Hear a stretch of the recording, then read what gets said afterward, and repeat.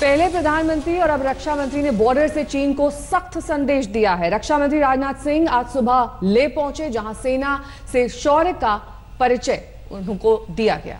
रक्षा मंत्री उस पोस्ट पर पहुंचे जो तनातनी वाले पैंगोंग झील के काफी करीब है। उस मोर्चे पर जाकर रक्षा मंत्री ने हथियार उठाया और निशाना भी साधा।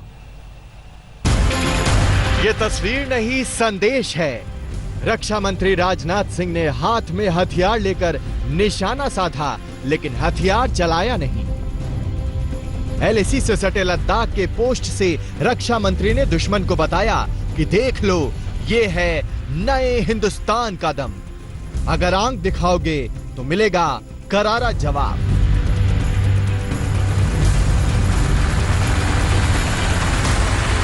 स्टकना पोस्ट पर आसमान से जमीन तक शौर्य दिखा। आसमान में एयरफोर्स गरज रहा था तो जमीन पर टैंक टारगेट फिक्स कर रहा था।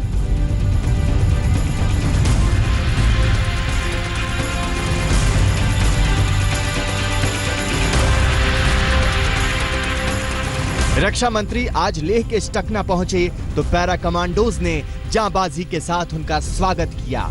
आसमान से हवा में छलांग लगाकर ये जवान एयरफोर्स की ताकत का इजहार कर रहे थे।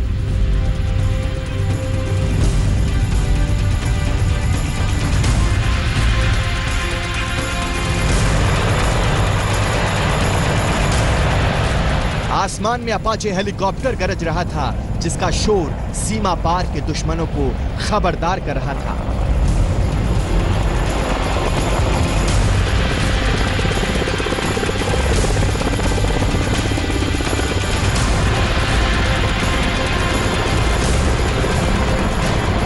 पैंगोंग झील के पास ये युद्धाभ्यास एक बड़ा संदेश है।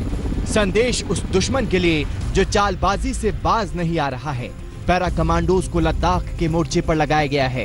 पूर्वी लद्दाख में जब भारत और चीन के बीच विवाद बढ़ा, तब आगरा और दूसरी जगहों से पैरा कमांडोज को लद्दाख भेजा गया था। तनातनी के बाद पैरा कमांडोज की तैनाती की गई।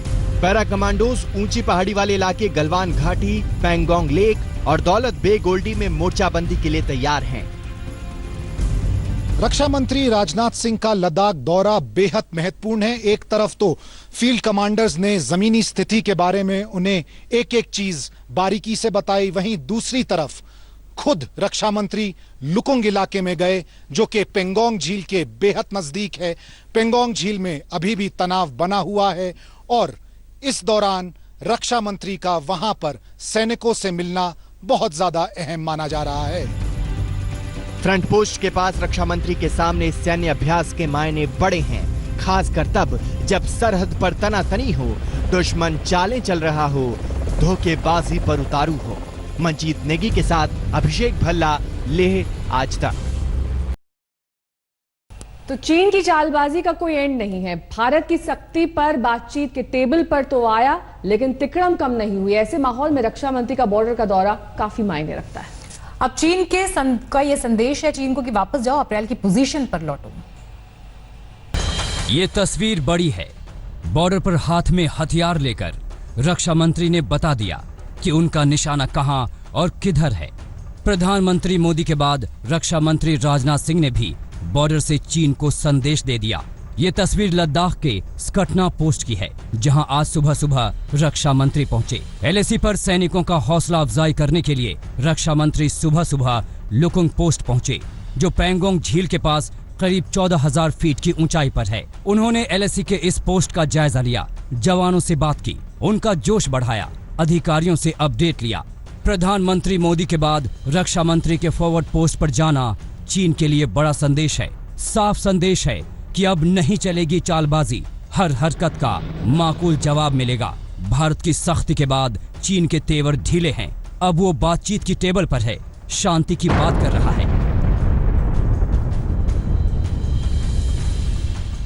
पिछले कुछ दिनों से चीन और भारत की सेनाएं पीछे हटने की प्रतिक्रिया को पूरी करने की कोशिश कर रहे हैं, लेकिन अभी भी डिसएंगेजमेंट पूरी तरह से खत्म नहीं हो पाया है, क्योंकि हॉट स्प्रिंग्स एरिया और पैंगोंग झील में चीन पीछे हटने को तैयार नहीं है और दोनों जगह अभी भी तनाव बना हुआ है।